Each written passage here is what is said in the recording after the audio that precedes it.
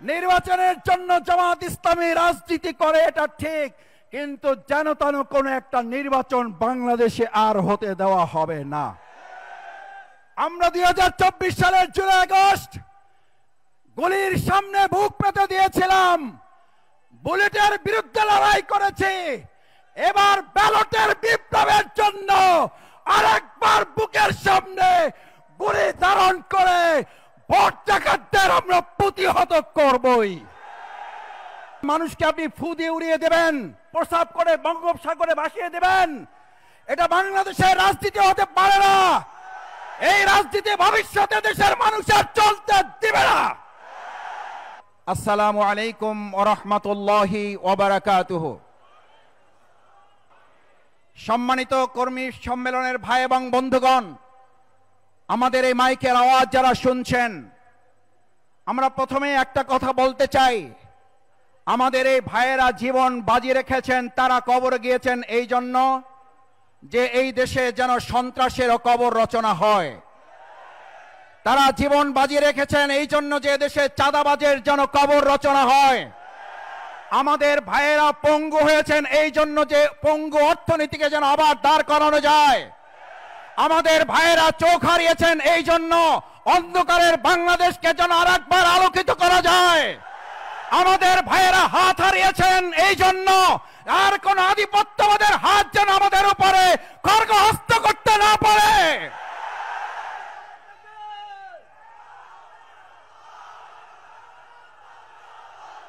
সংগ্রামী ভাই এবং বন্ধুগণ, জীবন বাজি রেখে যাদেরকে কবরস্থ করা হয়েছে তাদের পরিবারের ভাই বন্ধু সদস্যবৃন্দ, সম্মানিত পরিবারবর্গ এবং আমরাও তাদের পরিবারের সম্মানিত সদস্য বোধ করি। আজ আপনাদের কাছে জিজ্ঞেস করতে চাই, এত শহীদের রক্তে ভেজা বাংলাদেশ, এত আহত পঙ্গুত্ব বরণকারীর বাংলাদেশ, আর কোন ফ্যাসিস্টকে কি আমরা মাথা উঁচু করে দাঁড় করতে দিতে পারি? এই সম্মানিত আদম সন্তানকে আর কেউ সম্মানিত করতে দিতে পারি? যে আল্লাহ আমাদের সম্মান দিয়েছেন, এই সম্মান মর্যাদা সমুন্নত করতে বাংলাদেশ জামাত ইসলামী যদি আল কোরআনের আলোকে একটা সমাজ বিনির্মাণ করতে চায়, আমরা কি রাজি আছি সবাই?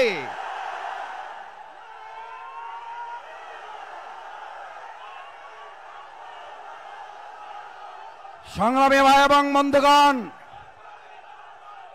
সংগ্রামী ভাই এবং বন্ধুগণ, প্রধান অতিথি, বিশেষ অতিথিবৃন্দ মূল্যবান বক্তব্য রাখবেন। আমি দুটো কথা বলে শেষ করতে চাই। এই সম্মান এবং মর্যাদা যে আল্লাহ আমাদেরকে দিয়েছেন, সেই আল্লাহ সুবহানাহু ওয়া তাআলা আমাদেরকে মর্যাদার জন্য একটা দায়িত্ব আমাদেরকে দিয়েছেন। কি দায়িত্ব দিয়েছেন? ইন্নী জাইলুন ফিল আরদি খলিফা। আমরা আল্লাহর প্রতিনিধিত্বের দায়িত্ব নিয়ে পৃথিবীতে আমাদেরকে প্রেরণ করা হয়েছে। আমি যদি আজ এই কর্মী সম্মেলনের আমাদের ভাইদের কাছে জানতে চাই, what is the definition of খলিফা? খলিফা মিন্স, আমরা প্রতিনিধি তাদেরকে বলি, খলিফা has tradition, genius has tradition, বানি আদম has tradition, Jamaat worker has tradition to break the existing customs of the society. মানুষের তৈরি করা সমস্ত বাস্তবতা মতবাদকে দূরে সরিয়ে ভেঙে চুরে খান খান করে দিয়ে আল্লাহর দেওয়া বিধানাকে নতুন একটা সমাজ বিনির্মাণ করার দায়িত্বের কারণে আমাদেরকে সম্মানিত করা হয়েছে। আজ নতুন সংস্কারের জন্য বলা হচ্ছে, আর বাংলাদেশ জামাত ইসলামী এখানে ঘোষণা করতে চায়, সংস্কার আজকের কথা নয়, সংস্কারের দায়িত্ব আল্লাহ আমাদেরকে দিয়েই পৃথিবীতে প্রেরণ করেছেন। খলিফা has tradition to break the existing. খলিফার কাজই হচ্ছে আপনি যা বস্তাপচা পেয়েছেন, যা মানুষের জন্য কল্যাণ, যা মানুষের অসম্মান, যা মানুষকে লাঞ্ছিত করে, যা মানুষকে স্বৈরাচার ফ্যাসিস্টে পরিণত করে, ভেঙে চুরে খান খান করে দিয়ে ওখানে কাস্টমস অফ দ্য সোসাইটি, ওখানে নতুন একটা সমাজ আমাকে আপনাকে বিনির্মাণ করে দিতে হবে। এটা কি জামাতের দায়িত্ব না আল্লাহ প্রদত্ত দায়িত্ব? এটা কি আমাদের অধ্যাপক মুজিব ভাইয়ের দেওয়া দায়িত্ব নাকি আল্লাহ প্রদত্ত দায়িত্ব? সুতরাং এই দায়িত্ব পালনে আপনি আমাদেরকে শত্রু মনে করেন কেন? বিগত 15 বছর এক মহিলা একক রাজত্ব কায়েম করে কথায় কথায় মানুষকে অপমানিত লাঞ্ছিত করেছে না করে নাই? আমরা তার দেশ ত্যাগ চেয়েছিলাম। কিশোরগঞ্জে কি এক ভাইও এখানে আছেন সাক্ষী, একজন ভাইও কি কোনো মিছিলে আমরা দেশ ত্যাগের স্লোগান দিয়েছিলাম? ভাই দুই একজন দিয়ে থাকলে হাত জাগান যে আমরা দেশ ত্যাগের জন্য স্লোগান দিয়েছিলাম। কিন্তু সে এতটা মানুষকে অমর্যাদা, অসম্মান এবং বঞ্চিত বৈষম্যের মধ্যে ফেলেছে, আমরা বলেছি পদত্যাগ করো, আর আল্লাহ তাআলা তাকে দেশ থেকে বাধ্য করেছেন। শুধু তাকে নয়, তার গোটা দল এবং পরিবার শুদ্ধ দেশ থেকে বহিষ্কার করে লাঞ্ছনার শেষ সীমায় পৌঁছে দিয়েছেন। আমরা একটা কথা পরিষ্কার বলি, আলাকাদ কাররামনা বানি আদম। জামাত ইসলামী এই আদম সন্তানকে সম্মানিত করার জন্য কাজ করছে। আর আমরা আজকে বৈষম্যহীন একটা রাষ্ট্র করার সময়ে লক্ষ্য করছি। অত্যন্ত দুর্ভাগ্যের ব্যাপার, আমাদের এই সময়ে যদি শুনতে হয় ফু দিয়ে উড়াই দেব, শোনা যায় না? যায় না? থুতু মেরে ভেসে ভাসিয়ে দেওয়া হবে।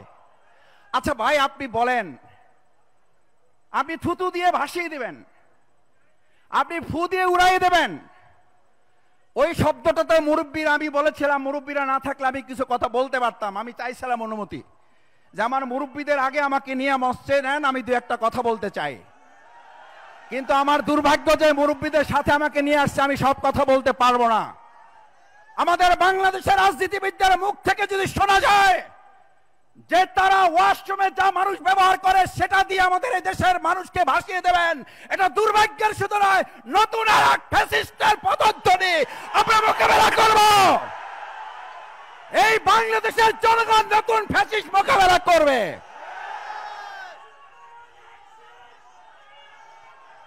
আমার ভাইয়েরা, আমার ভাইয়েরা, আমার ভাইয়েরা, আমি কথা শেষ করতে চাই।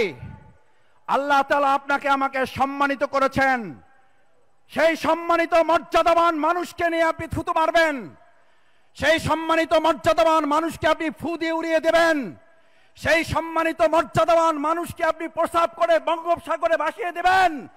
এটা বাংলাদেশের রাজনীতি হতে পারে না। এই রাজনীতি ভবিষ্যতে দেশের মানুষ আর চলতে দিবে না। তাদেরকেও ফ্যাসিস্ট হিসেবে চিহ্নিত করে বাংলাদেশের এই কিশোরগঞ্জ যেমন অতীতে মোকাবেলা করেছে, ভবিষ্যতেও মোকাবেলা করা হবে। আর একটা কথা বলে শেষ করি, আমাদের গ্রামেও আছে, আপনাদের এদিকেও বলে, পুরান পাগলের ভাত নাই। বলেন, পুরান পাগলের ভাত নাই, নতুন পাগলের আমদানি। আমি এই কিশোরগঞ্জে আসতে আসতে কথা বলতেছিলাম,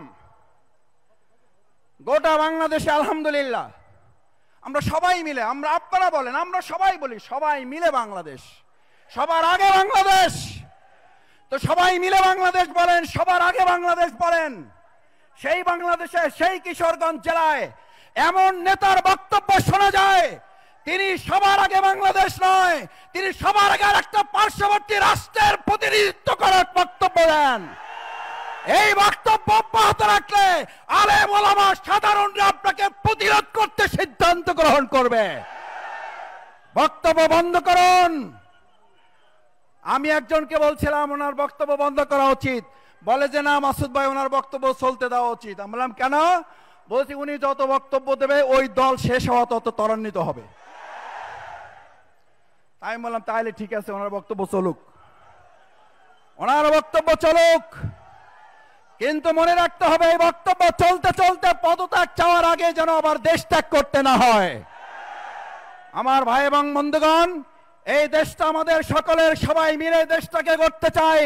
বাংলাদেশ জামাত ইসলামী মহাগ্রন্থ আল কোরআন সুন্নাহর আলোকে আল্লাহর জমিনে আল্লাহর দ্বীন কায়েমের লক্ষ্যে আল্লাহ রাসূল সাল্লাল্লাহু আলাইহি ওয়াসাল্লাম কোরআনের মাধ্যমে যেমন জাহিলি মদিনাকে সোনার মদিনা করেছিলেন, আমাদের বিগত 53 বছরে এই বাংলাদেশ অন্ধকারে নিমজ্জিত। এই বাংলাদেশের অর্থনীতিকে ধ্বংস করে দেওয়া হয়েছে, এই বাংলাদেশের সংস্কৃতি অপসংস্কৃতির ছায়ালাভে ভাসিয়ে দেওয়া হয়েছে।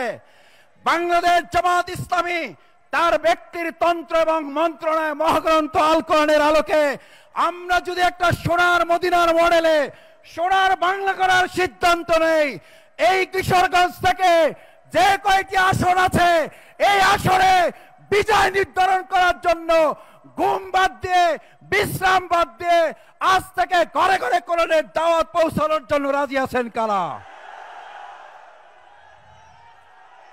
রাজি আছেন ইনশাআল্লাহ?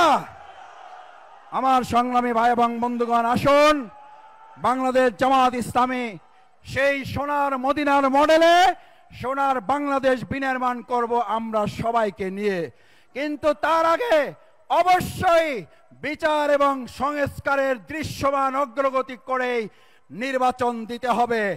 নির্বাচনের জন্য জামাত ইসলামী রাজনীতি করে, এটা ঠিক, কিন্তু যেন তেন কোনো একটা নির্বাচন বাংলাদেশে আর হতে দেওয়া হবে না। আমরা 2024 সালের জুলাই আগস্ট গুলির সামনে বুক পেতে দিয়েছিলাম, বুলেটের বিরুদ্ধে লড়াই করেছি। এবার ব্যালটের বিপ্লবের জন্য আরেকবার বুকের সামনে গুলি ধারণ করে ভোট ডাকাতদের আমরা প্রতিহত করবই। সেই আহ্বান জানিয়ে আমার কথা শেষ করছি। সুবহানাকাল্লাহুম্মা ওয়া বিহামদিকা আশহাদু আল্লা ইলাহা ইল্লা আনতা আস্তাগফিরুকা ওয়া আতুবু ইলাইক। আসসালামু আলাইকুম ওয়া রাহমাতুল্লাহি ওয়া বারাকাতুহু।